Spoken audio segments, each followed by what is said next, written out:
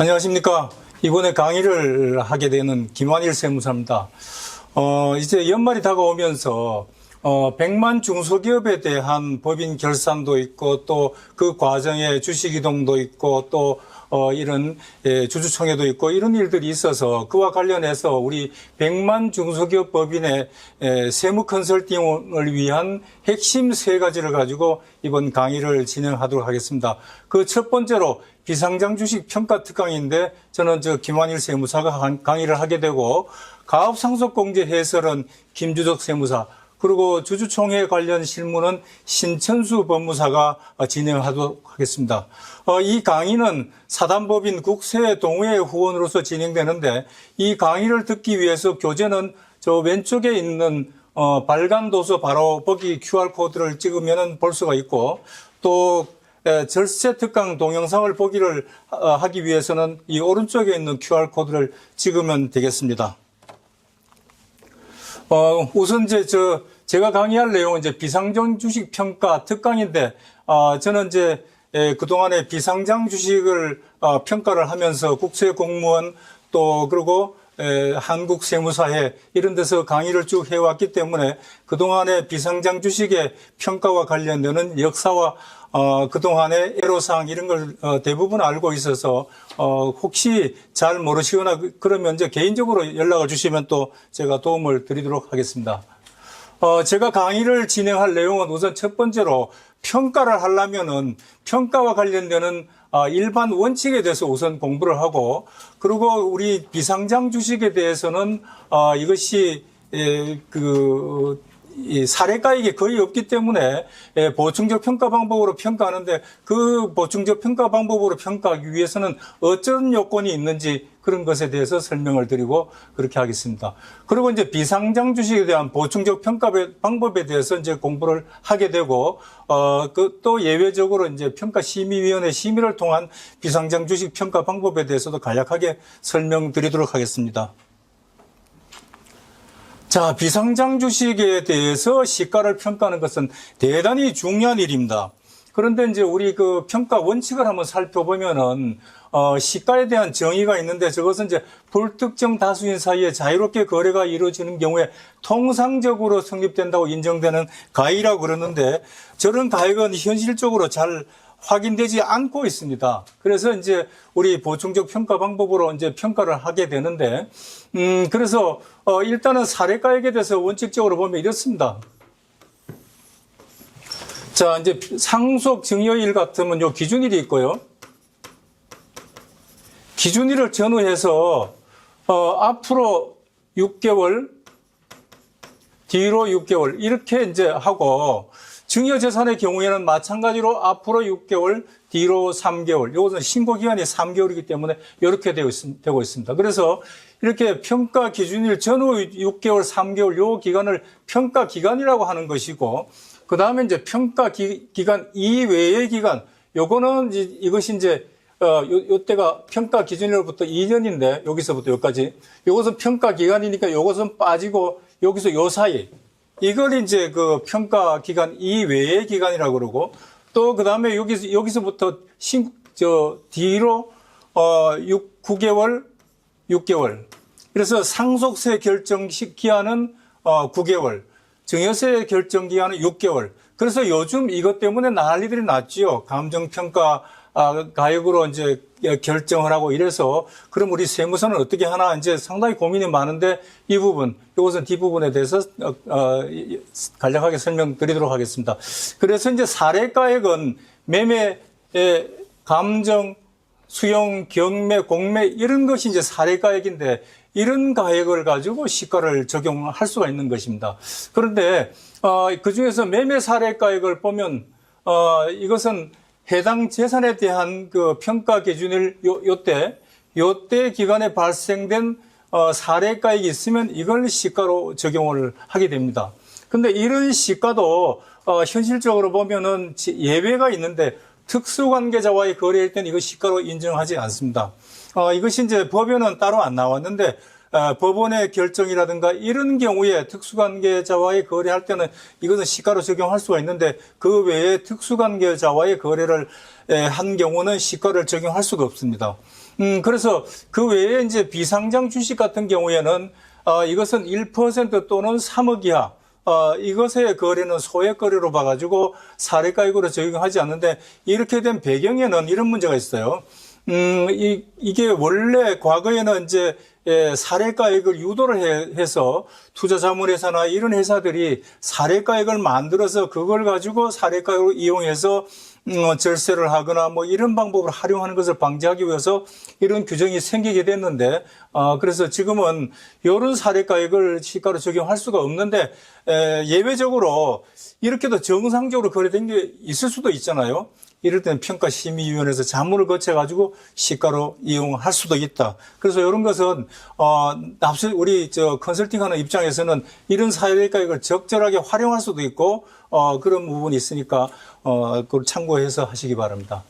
그 다음에 이제 감정가액이 있고 그 다음에 수용, 공매, 경매 이런 가액이 있는데 감정가액에 있어서는 이게 이제 문제들이 많지요. 원래 이 감정가액은 이렇게 평가 기준일 이 평가 기간 내에 이런 것에 둘 이상의 감정가액이 있으면 이걸 시가로 적용한다. 과거에는 세금 납부, 상속 증여세 납부 목적 이외의 것에 그 감정가액이 있으면 하도록 했다가 99년도부터는 그거와 관련해서 감정가액이 있으면 할 수가 있었습니다. 처음에 감정가액 제도를 도입할 때는 납세자가 나는 이렇게 그 기준시가나 이걸로 과세하면 나는 억울하니까 감정에서 오히려 낮게 평가하겠다고 했던 그것이 감정평가제도의 원래 시초입니다. 최근에 와가지고 국세청이 이렇게 시가대로 과세하기 위해서 감정평가 사업을 하고 있는데 원래 취지는 이렇게 돼 있거든요. 그래서 지금 이거에 대한 보완도 없이 계속 2개 이상의 감정가액을 적용하도록 이렇게 하고 있어서 상당히 문제점이 발생되고 있죠. 그러면서 이제 요 또 예외적으로 기준시가가 이게 이제 10억 원 이하인 그 부동산에 있어서는 한 개만 해도 된다. 이렇게 돼 있는데 이렇게 한 개만 했을 때 오히려 납세자한테 불리한 경우도 있어요. 예를 들어서 규모가 작은 부동산이 있는데 감정가액이 하나가 있어요.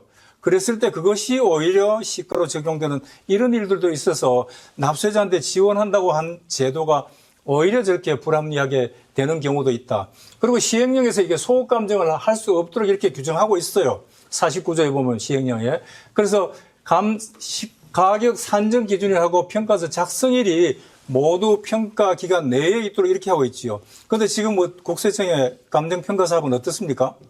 지금은 원래 얘기를 통해 가지고 평가 기간 밖의 날짜로 했다가 나중에 다시 그 수정을 해서 그 상속 증여일 기준으로 하면서 신고 기간 이후에 감정한 것 다 그렇게 하잖아요. 지금 소급 감정하고 있잖아요. 지금 법원에서는 다 또 이것이 적법하다고 또 결정을 하고 있어요.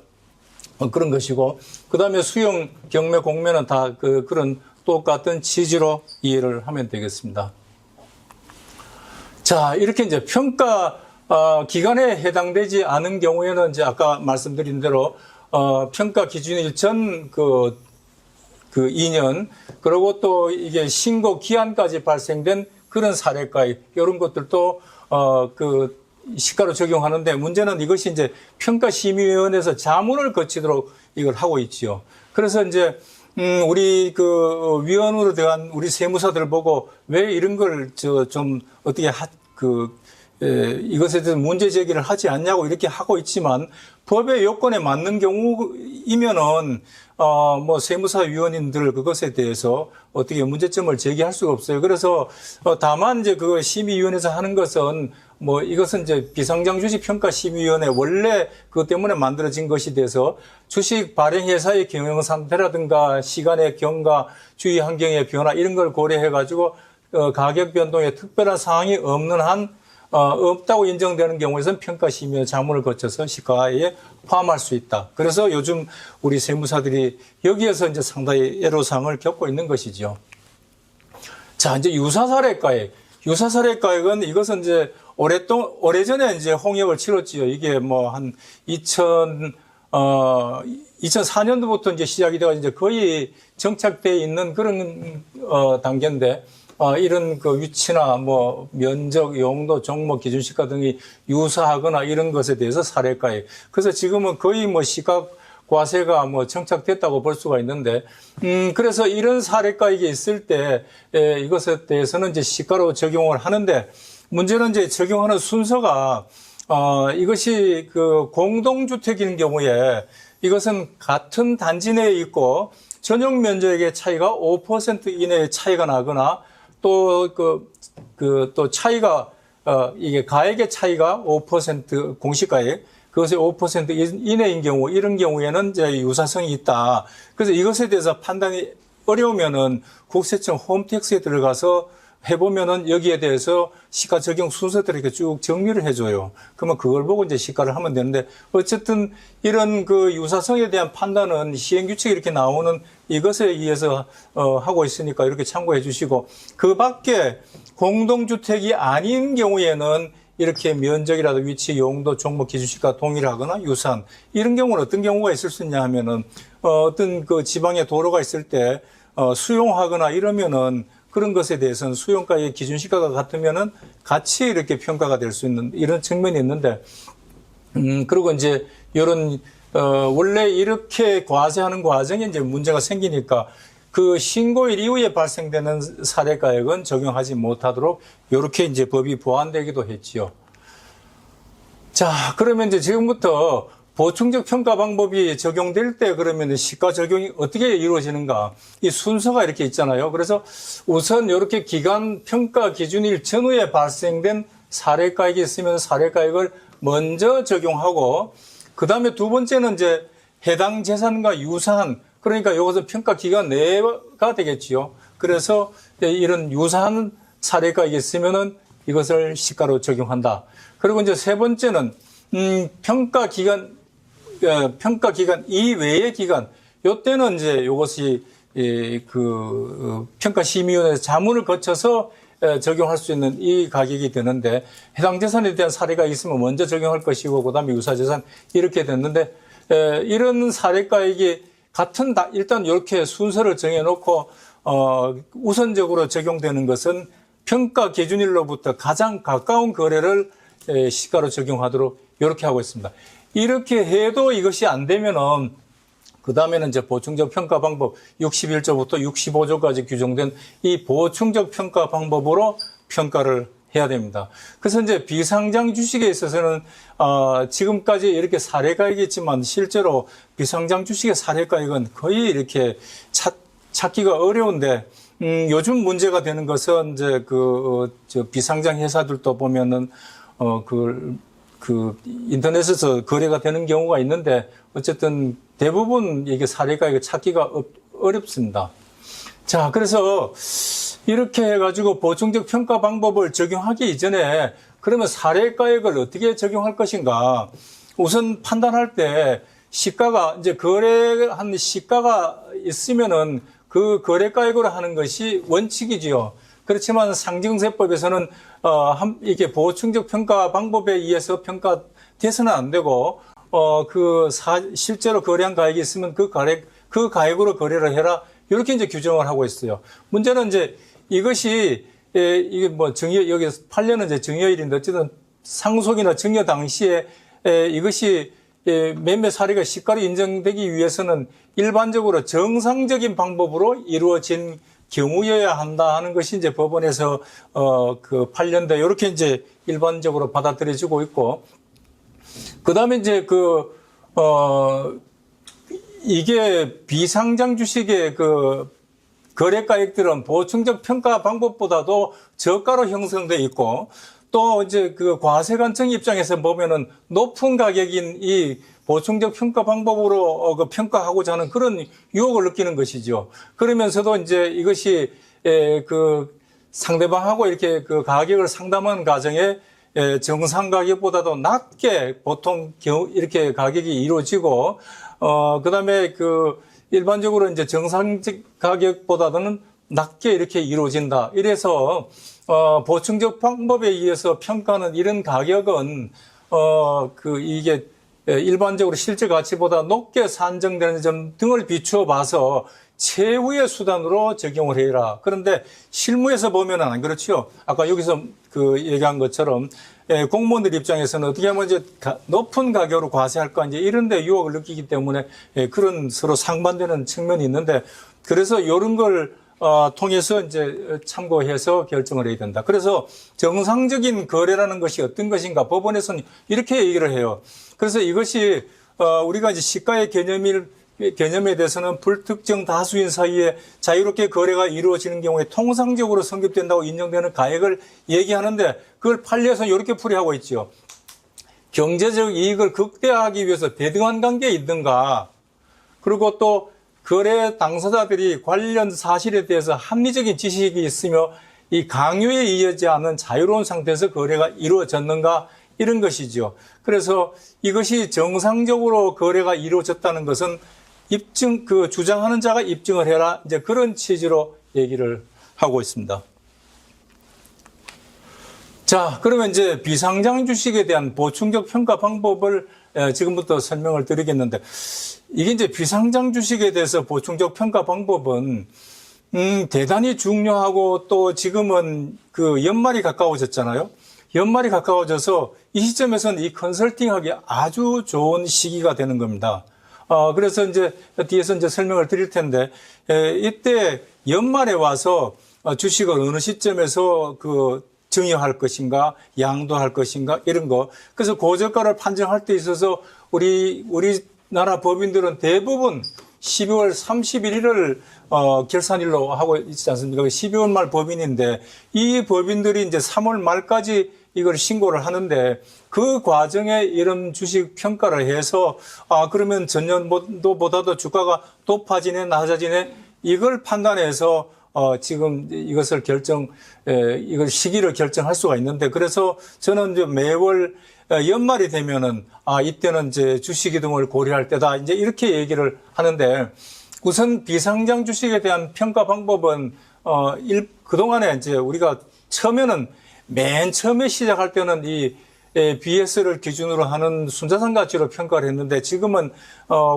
거의 90년대부터 계속 이렇게 손익계산서를 기준으로 하는 순손익가치하고 재무상태표를 기준으로 하는 순자산가치 이 두 가지를 가지고 적용해 왔는데 한동안은 이 두 개를 단순 평균하기도 하고 또 이 제도가 도입되기 직전에는 둘 중에 큰 걸로 선택하도록 이렇게 했었어요. 그렇게 하다 보니까 그때는 난리가 났었죠. 또 유상증자나 이렇게 한 경우에는 아주 주가가 너무 높아져 가지고 어떤 경우에는 회사를 다 처분해도 세금을 감당하지 못하는 그래도 그나마 그때는 또 주식에 물납제도가 있어가지고 피해갈 수는 있었는데 그런 측면이 있고요.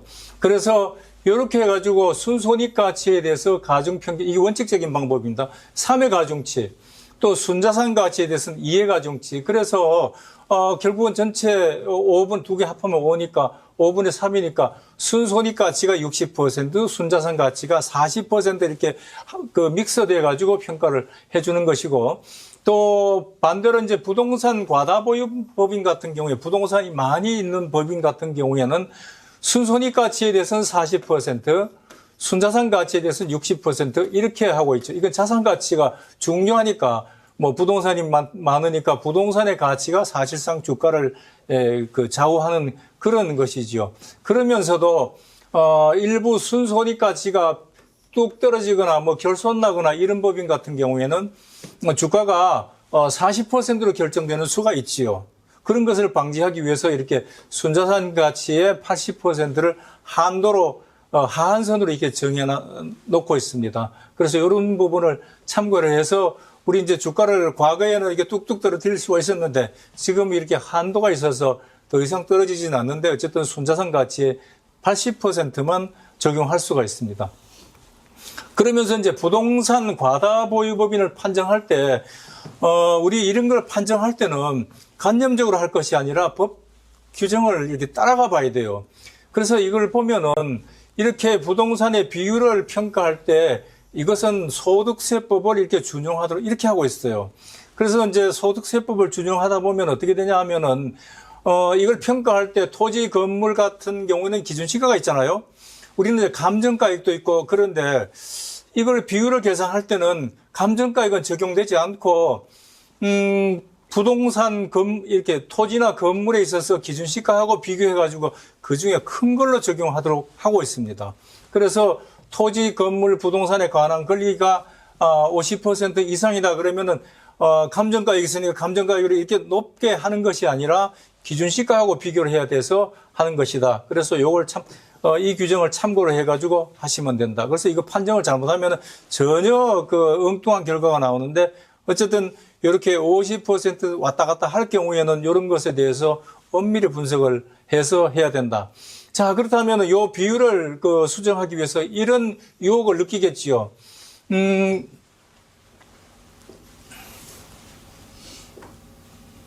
자, 이게 어떤 문제냐 하면은 BS가 이렇게 있으면은 자산이 있고 부채가 있고 이렇게 되는데 이 자산 총액 대차 평균이니까 이 총액 중에서 이게 부동산의 비율을 계산해서 이것을 판정하니까 분모가 커지면은 부동산의 비율이 떨어질 수가 있지요. 그렇잖아요. 분모를 키운다는 얘기는 부채를 일으키거나 증자를 하거나 이렇게 하면 이게 커지겠죠. 그죠? 그러면 이제 부동산의 비율은 상대적으로 떨어지니까. 그래서 이런 걸, 이렇게 하면은 부동산 가다법인에서 떨어져서 주가가 아니라, 그래서 과세 방법이 달라지지요. 부동산 가다법인 중에서 회사를 50% 이상 주식을 처분하거나 3년 이내에 이렇게 되면은 이게 부동산을 처분하는 그런 결과가 발생돼서 세율은 우리 비상장 주식의 일반 양도소득세는 최고 25% 세율인데 이렇게 부동산 그러니까 특정 주식으로 과세를 하면은 최고 45% 세율로 과세 받을 수가 있잖아요. 이것을 회피하기 위해서 이런 유혹을 느끼게 되지요. 그래서 이런 유혹을 느끼기 위해서 이렇게 하는데 그래서 1년이 되는 날로부터 이렇게 되고 있기 때문에 미리 사전에 1년 이전부터 준비를 하면 이걸 피할 수도 있지요. 그래서 장기간의 계획을 세워가지고 이 비율을 낮추면은 회사를 처분하는 그런 계획이 있다 하더라도 장기간에 걸쳐서 이렇게 부채를 증가시키거나 이렇게 하면은 이것도 컨설팅을 할 수도 있다. 그래서 이것이 세율 차이가 25%하고 45%하고 너무 차이가 나니까 그죠? 이런 유혹을 느끼게 되죠. 그래서 이렇게 판단을 하고 그 외에도 이 자산 총액을 계산할 때 이 개발비라든가 이런 사용 수익 기부권, 기부 자산 이런 것들은 다 빼고 한다. 그리고 그렇게 해서 판정을 하게 됩니다. 자, 이제 순손익가치. 순손익가치는 이게 우선 이제 순자산 가치도 뒤에서 평가를 하겠지만 순손익가치를 평가할 때는 이렇게 하는 것이죠. 이게 최근 3년간 순손익의 가중평균액인데, 여기서 보면 A, B, C가 있어서 A는 직전 사업년도, 그 다음에 이전 2년 되는 사업년도, 그 다음에 그 전전 사업년도 이렇게 되는데,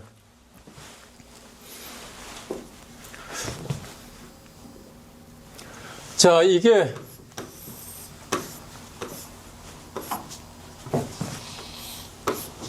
지금 현재 한 이쯤 와 있죠. 이때 이제 분석을 하는데 2024년도, 2023년도, 2022년도. 자, 이렇게 요것은 순손익가치는 이렇게 3년을 가지고 이제 평가를 하잖아요. 그래서 할 때, 자, 지금 시점에서 고려할 때 회사가 이렇게 이익이 왕창 막 이렇게 늘어나는 이런 해 같으면은 직전 연도가 이렇게 하면은 주가가 떨어질 수가 있고 만약에 직전 연도를 얼마 있으면 2026년도니까 2026년 기준으로 보면은 직전 년 주가를 순손익까지 낮게 한다면은 직전 연도가 이때보다는 이때가 더 낮아질 수가 있잖아요. 그죠? 그래서 직전 연도가 어느 시점이냐. 만약에 이런 상태, 이렇게 내려오는 상태라면은 직전 연도를 2025년으로 하면은 더 낮아지겠죠. 그래서 지금은 연말이 다가오면은 이 시점에 순손익 가치가 어떻게 결정되는가. 그래서 이게 직전 연도가 3회 가중치, 그 다음에 그 전년도가 2회 가중치 이렇게 되니까 전체 중에서 직전 연도가 50%를 좌우하게 돼요. 요거는 3분의 1, 또 그 전년도는 6분의 1 이렇게 되지요. 그래서 요런 것 때문에 주가가 출렁출렁 할 수가 있지요. 그래서 연말이 다가오면은 이 시점에 걸려 있을 때 또 우리 3월 결산할 때까지만 신고하면 되니까, 그래서 요 시점에서 어느 시점을 증여일로 할 것인가 뭐 이렇게 결정을 하면 되니까 그렇게 판단하시면 되겠습니다.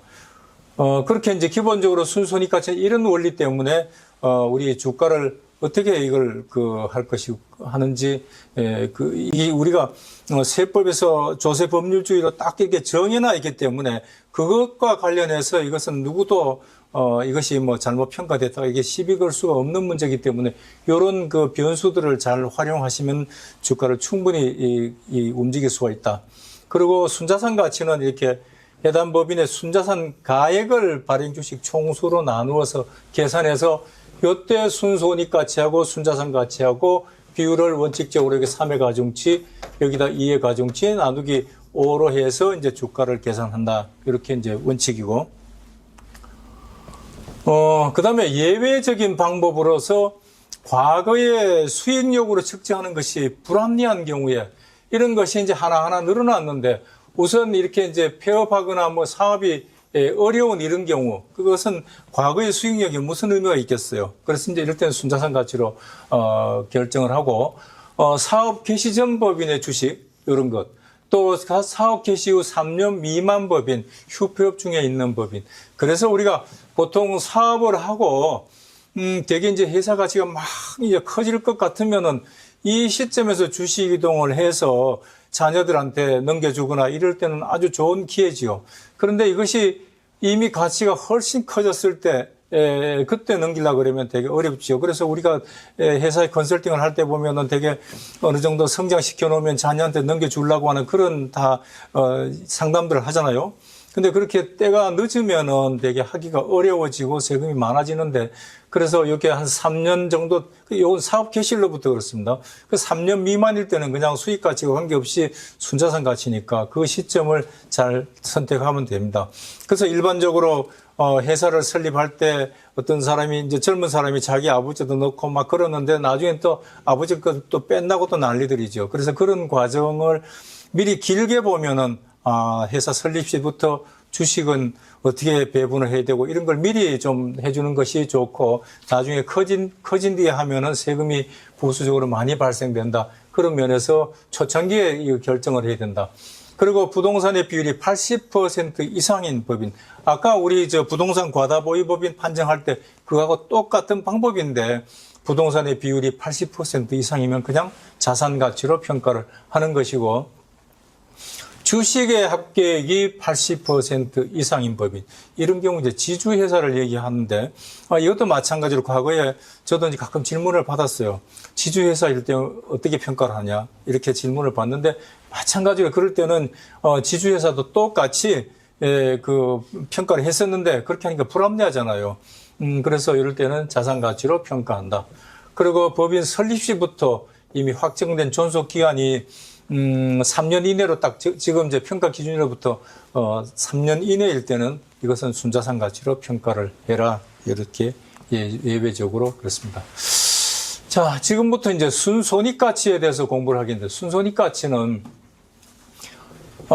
우선 이론적으로는 이렇게 계속 기업을 전제로 하기 때문에 미래적으로 수익이 흐름이 어떤지 이렇게 평가를 하는 것이 맞는데, 이렇게 하려고 하면은 세법에서는 이걸 신뢰할 수가 없잖아요. 다 추정을 해버려야 되니까. 그래서 이것은 과거 최근 3년간 순손익액의 가중평균액을 적용한다. 이런 방식이죠. 그래서 직전 연도에 대해서는 3, 그 다음에 그 전년도에 대해 2, 1 이렇게 가중평균 방식으로 한다. 그래서 여기에서 이제 각 3년도 소득을 기준으로 해서 어느 것을 더하고 어느 것을 빼고 이런 식으로 평가를 하게 되지요. 그래서 이렇게 이제 평가를 하는데, 자, 이런 식으로 이제 평가를 하는데, 우리가 과거에 이제 제가 그 주식 평가를 처음부터 해볼 때는 이런 문제가 생겼었어요. 자, 이게 2024년, 2025년도.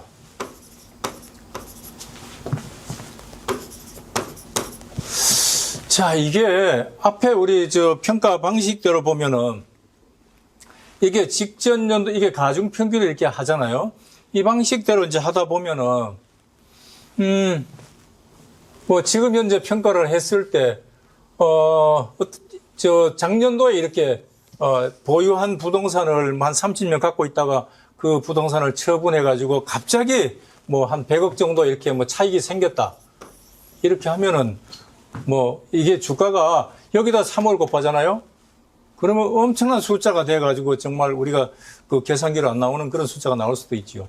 그래서 이렇게 해가지고 하면은 아주 불합리하고 그렇게 되는데, 그래서 그 과거에 제가 세무사에 연구이사 할 때 이런 부분은 참 문제가 많다. 그리고 좀 주변에서도 자꾸 억울하다 그러는데 세무사는 할 수가 없도록 이렇게 규정되어 있어요. 이게 이제 추정 이익으로 계산하는 방식을 도입을 하면 되는데, 그 당시에 이 법이, 그 당시에는 이제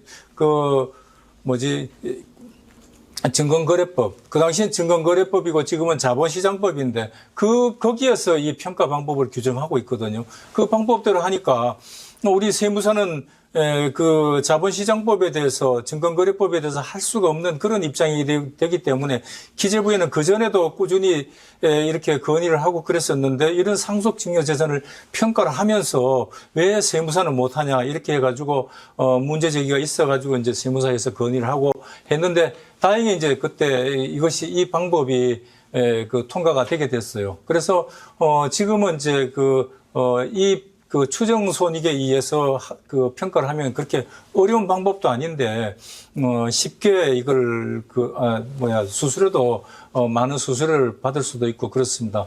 그래서 이것에 대해서 우선 보면은 이 대상은 뭐 업종이 변경됐거나 일시유발적 사건이 발생되거나 이런 비경상적인 이런 일들이 생겼을 때에 그 수익력으로 이런 경우에는 과거에 그 수익력으로 평가하는 것은 말도 안 되는 결과가 나온다. 그래서 이걸 적용하기 위해서는 방법은 자본시장법에서 이걸 추정이익을 계산해서 산출을 하게 되는데, 이것에 대해서는 당초에 이렇게 회계법인, 신용평가 전문기관 이런 데만 할 수 있었는데 다행히 세무법인도 들어갈 수 있게 그 개정이 돼가지고 이렇게 이제 세무법인도 들어가 있습니다.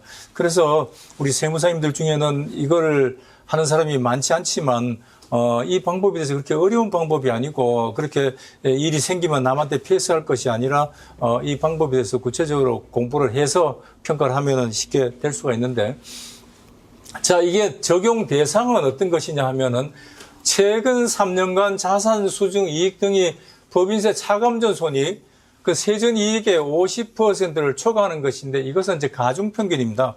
과거 3년치의 그 자산 수중 이익 등에 대해서 3년치의 가중평균하고 또 법인 세전 이익의 3년치의 가중평균, 이렇게 해가지고 이 비율을 계산하면은 보통 100%, 200% 막 이렇게 나오거든요. 그런 거. 합병이 있거나 주요 업종이 변경된 경우, 또 이것은 또 증여이익 산정을 위한 합병에 의한 증여이익 산정인데, 이거는 이럴 경우에 되게 이제 상장법인하고 비상장법인하고 이렇게 합병해서 우회 상장하는 그런 경우에는 이게 비상장회사는 추정 손익을 계산하는데, 이럴 경우 또 1년 이상 휴폐업하는 경우, 또 유형자산 처분 손익하고 자산 수중 이익이 법인 세전 이익의 50%를 초과하는 경우, 또 주요 업종의 그 매출 발생 기간이 3년 미만인 이런 법인들이죠. 자, 그래서 오히려 이런 사유가 생겼을 때는 컨설팅의 기회로 활용할 수가 있는 것입니다. 그래서 추정 이익은 언제든지 할 수 있는 것이 아니라 이런 사유가 있었을 때 할 수가 있으니까 또 여기서 업종 변경 같은 경우 이런 경우들이 있죠. 처음에는 도매업 하다가 이걸 그 수수료 받는 서비스업으로 바뀔 수도 있잖아요. 이런 경우들. 그래서 이게 업종이 바뀌거나 이랬을 때는 할 수도 있고 그렇습니다. 그래서 이런 경우에 추정이익에 의해서 할 수가 있다. 그래서 이 요건은 일단은 앞에서 말씀드린 이런 기획재정부령이 정하는 시행규칙에서 열거하고 있는 일시적이고 우발적인 사건이 발생됐을 때 할 수가 있다. 그리고 이것에 대해서는 신고 기한 내에 추정손익의 평균액으로 신고를 해야 되고 또 이것을 산정 기준이라고 작성일이 모두 신고기간, 표준 신고기간 안에 있어야 되고 산정 기준이라고 상속 개시일하고 증여일이 모두 동일한 경우 이때만 할 수가 있다. 그래서 나중에 이것이 신고 기간이 지난 뒤에는 이걸 적용할 수가 없습니다. 그렇지만 이런 것에 대해서 이제 세법 지식이 없어가지고 가끔 기한을 놓치는 경우들도 있는데 그래도 대부분 판례에 보면은 순자산 가치로 평가한 그런 사례들도 있기 때문에 그런 걸 참고해가지고 적극적으로 대처하면은 또 순자산 가치로 평가를 또 할 수가 있는데 어쨌든 그렇습니다. 그래서 이제 추정이익의 산정 모형은 지금은 이제 이것이 자본시장법 시행 세칙에 보면 이렇게 현금 흐름 할인 모형이라든가 배당 할인 모형 이런 것으로 여러 가지 모형으로 자유롭게 할 수가 있는데 이것은 조금 하는 것이 조금 어려워요. 실무적으로. 그래서 만약에 금년도에 이렇게 뭘 추정 이익을 한다 그러면 이 시점에 그러면은 이 2025년도에 추정 손익을 계산하고 또 그 다음 연도에 2026년도에 그 추정 손익을 계산해서 여기다가 1.5 여기다가 1의 가중치를 둬가지고 2.5분의 이렇게 하면은 이것이 평가액이 나오게 되는데 그래서 지금은 이렇게 방법도 지금은 없어지긴 해서 자율적으로 할 수가 있기 때문에 그 규정에 의해서 옛날 산식으로 하면 되는데 이 추정하면은 과거의 그 매출액, 원가 구성, 판관비 구성, 그것을 가지고 평균 내서 또 물가 상승률 이런 걸 반영해 가지고 계산하면 되기 때문에, 그렇게 참고를 하시면 되겠습니다. 여기에서 이제 그 순손익액을 계산할 때 발행 주식 총수로 나누어야 되는데, 요걸 이제 순손익액으로 이렇게 나누거든요. 그래서 이렇게 나누면 되는데, 문제는 환산 주식 수를 계산하는 겁니다. 이게 되게 이것이 계산하는 방식이 어렵죠. 정자전, 감자전 이렇게 해 있는데 이 방법은 이렇게 암기할 필요가 없습니다. 저는 그 전에 개정 건의를 내기도 했는데 이것이 그냥 변함 없이 이렇게 하고 있어요. 근데 발행 주식 총수는 평가 기준이 현재 주식 수를 적용하면 됩니다. 이거 잘못 계산하면은 엉뚱한 결과 나와요. 제가 이제 프로그램에 넣어놓고 이거 계산해 봤는데, 제가 입력을 잘못해서 그렇겠지만, 어쨌든 결과가 이렇게 안 나오고, 자, 이 시점에서 증자가 있었다. 그러면은, 처음에는 이때 만주였는데, 지금은 이때 또 다시 만주를 증자를 했다. 그러면 이날 2만 주잖아요? 현재도 2만 주고. 그러면은, 2만 주를 통일을 시켜주면 됩니다. 2만 주로. 그냥 2만 주로 해야 돼요. 그 다음에 이때는 만 주였으니까 어떻게 할 건가. 요것에 대해서도 2만 주였는 걸로 가정을 해서 요거에 대해서 10%만큼은 이익을 넣어주는 겁니다. 그래서 그냥, 이것은 언제나, 그냥 평가 기준 현재의 주식수로 이렇게 정리를 해주면 됩니다. 되는 겁니다. 그래서 그러면 감자를 했을 때는 어떻게 할 건가? 감자도 똑같거든요. 이때 2만 주였다가 지금 현재 이때 감자를 해가지고 만주가 됐다. 그러면 지금 현재 만주니까 만주로 계산해가지고 하고 그 대신 이 기간 이전에는 이 만주 감자에 따른 그것에 대해서 손익을 빼주면 되는 겁니다. 10%만큼. 그래서 그 계산하는 방식은 뒤쪽에 있으니까 굳이 이렇게 환산 수식수라 그래가지고 이렇게 헷갈릴 필요가 없이 그냥 평가 기준의 현재의 주식수로 딱 고정을 시켜놓고 그 다음에 이제 거꾸로 이렇게 손익 가치를 계산할 때 더하고 빼고 이런 것을 하면 됩니다. 그 다음에 이제 순손익액을 계산할 때는 보면은 각 사업료도 소득에다가 여기에다가 어떤 것을 가산하고 빼고 이런 방식이거든요. 그래서 각 사업연도 소득은 법인세법 14조에 따른 그 입금에서 송금을 빼서 계산한 이것이 이제 각 사업연도 소득인데, 그래서 이제 요것은 우리 입금하고 송금이라고 하는 그 개념은 우리 세법에 나오는 그 개념이니까 그 입금에서 송금을 뺀 것이다. 그렇게 이해를 하시고, 그리고 이제 2월 결손금이 있는 경우에는 그 결손금을 차감 전에 소득으로 계산해야 된다. 이것 여기에서 많이 틀리거든요. 그래서 결손금이 있을 때는 결손금을 이전의 것으로 하고, 또 그러면서도 이제 법인세는 또 요거 법인세 2월 결손금 공제 전에 그거와 관련되는 법인세만큼을 빼줘서 계산하면 됩니다. 자, 이제 가산하고 차감하고 이 원리가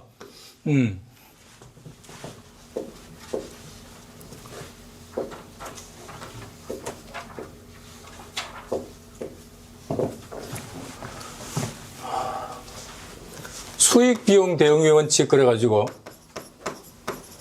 이게 기업에게는 이렇지요. 근데 세무에게는 입금.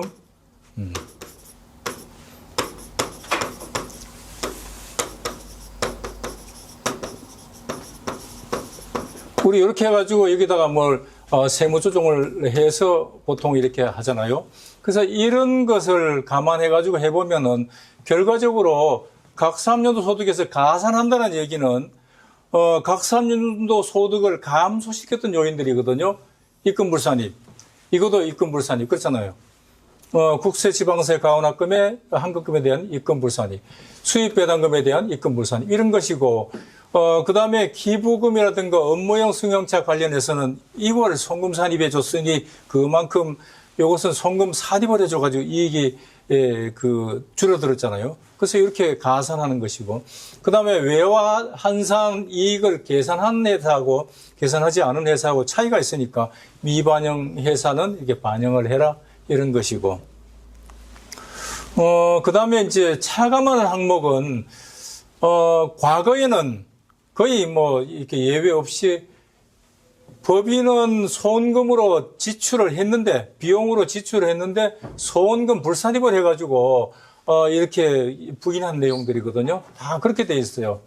그래서 원칙적으로 이것이 다 실질적으로 법인의 비용인데 세무회계 목적상 이것을 다 송금 부인을 해놓은 그런 상태거든요.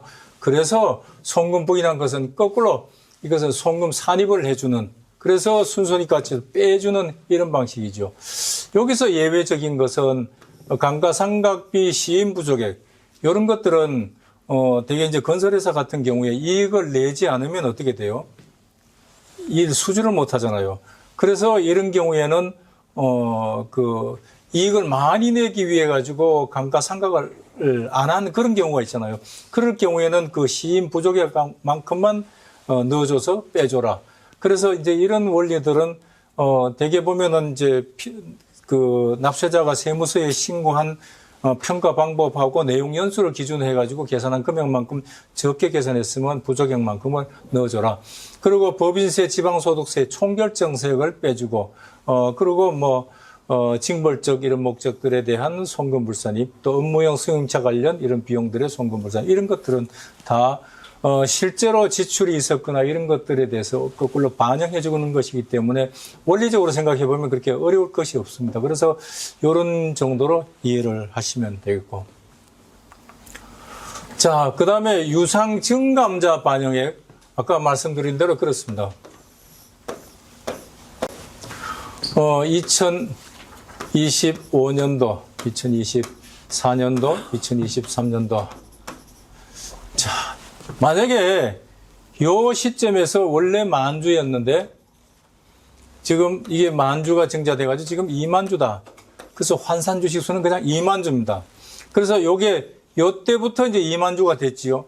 그러면은 이때도 2만주라고 가정을 하고 이것이 만주당 주당 그 액면가액으로 증자를 했다면은 이것이 1억이 되잖아요.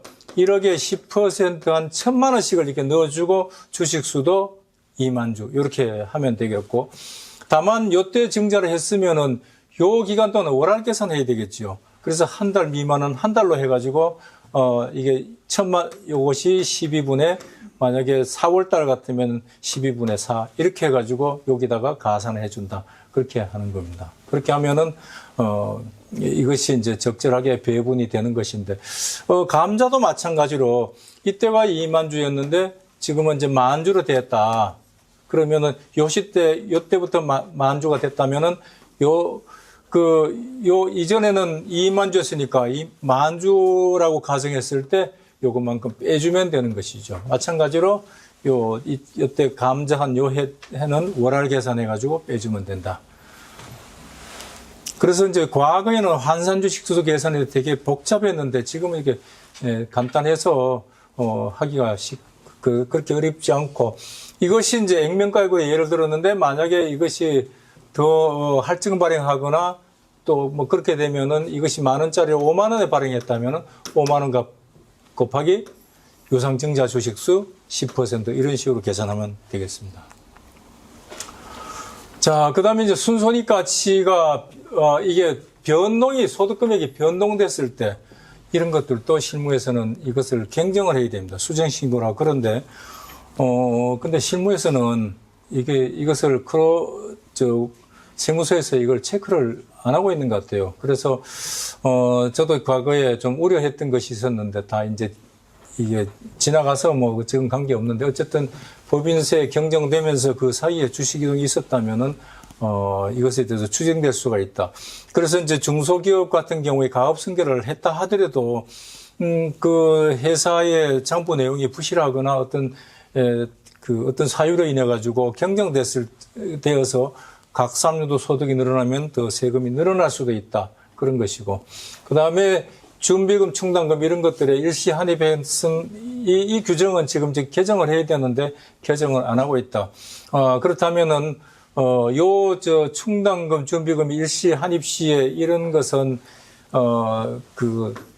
원래 그것을 일시 한입이 이 시점에 이루어졌으면은 원래 계획된 연도대로 배분을 해줘라. 이런 것인데 충당금을 일시에 산입을 한 것에 대해서는 아무 규정이 없어요.